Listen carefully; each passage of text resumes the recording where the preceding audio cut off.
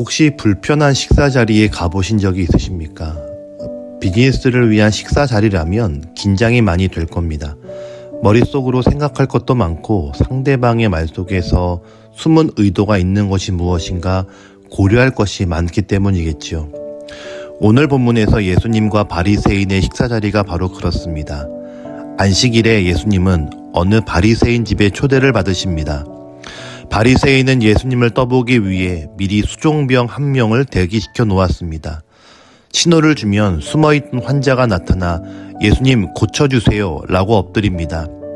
하지만 예수님은 이 상황은 연출된 것이라는 것을 미리 아셨습니다. 자신을 곤란하게 만들 목적으로 짜여진 계획이었습니다. 안식일이기에 환자를 고치지 않으면 예수님은 무자비한 사람이라 욕할 것이고, 반대로 환자를 고치면 안식일의 율법을 어겼다며 종교법으로 고소할 계획이었습니다. 예수님은 그에게 말씀하십니다. 5절을 보면 너희 중 누가 아들이나 소가 우물에 빠졌는데 안식일이라도 끌어내지 않겠느냐. 이 말씀은 나에게 소중한 사람이라면 안식일이든 안식일이 아니든 물불 가리지 않겠느냐 라는 말씀입니다. 가장 중요한 것이 사람의 생명인데 율법 타령을 하고 있는가 라는 것이겠지요. 그러면서 오늘 우리에게 중요한 메시지를 말씀해 주십니다.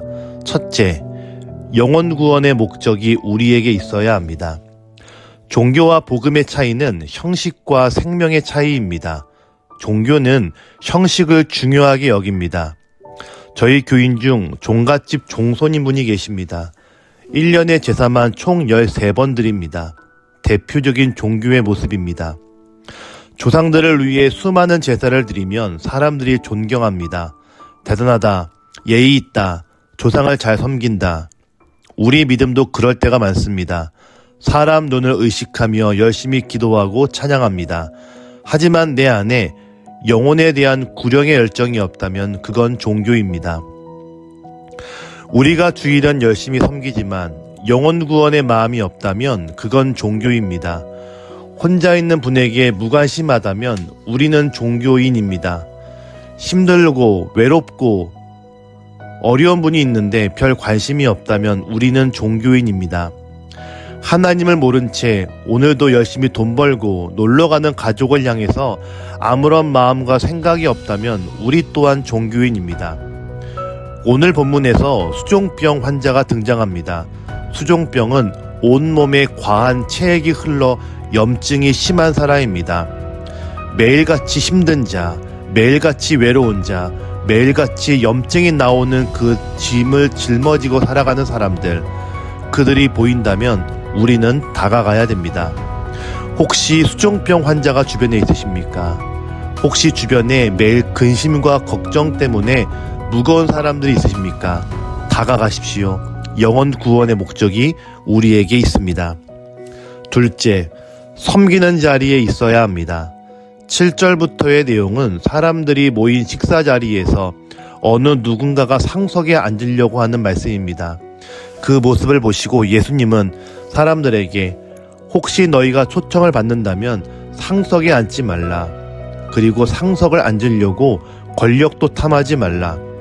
만약 높은 자리가 앉았다가 더 높은 사람이 나타나면 뒤로 물러나야 하는데 그것만큼 창피한 것이 없지 않기니 차라리 너희는 가장 낮은 자리에 앉으라. 그리하면 사람들이 너를 높일 것이다 라고 말씀합니다. 팀 켈러 목사님은 복음은 우리의 정체성을 만들어준다 라고 말씀합니다. 우리의 자리는 섬김과 겸손의 자리입니다.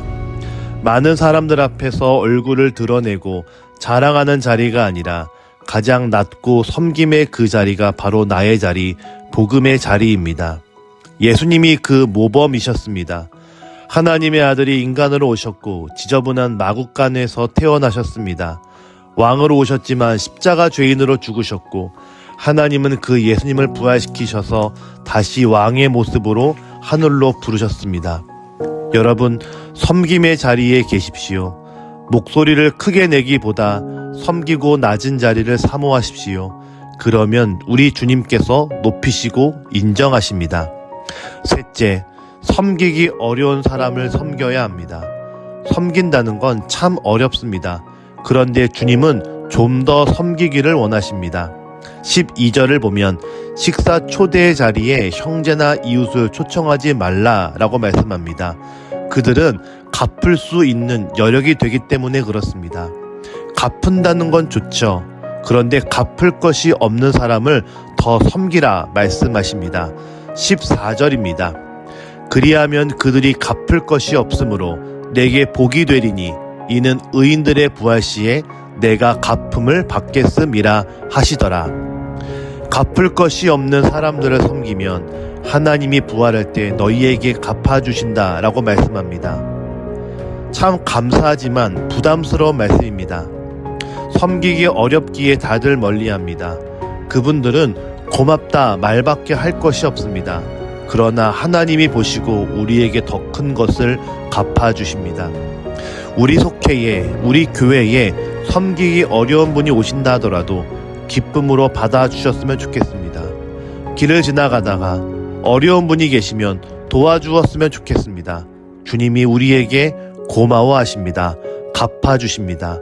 이 말씀으로 오늘을 살아가시는 저와 여러분 되시기를 주님의 이름으로 축복합니다.